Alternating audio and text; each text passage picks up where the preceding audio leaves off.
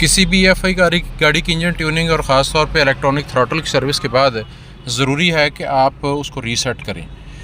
Reset को click करेंगे और इलेक्ट्रॉनिक थ्रॉटल को आप रीसेट करेंगे। यहाँ पे गाड़ी का इग्निशन स्विच ऑन होना चाहिए। यहाँ से आप गाड़ी की सिलेक्शन करेंगे।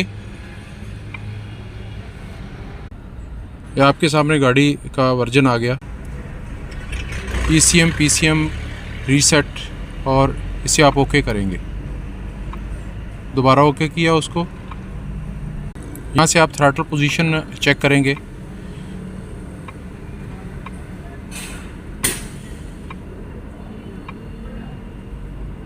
ओके, अभी इंजन स्टार्ट करेंगे।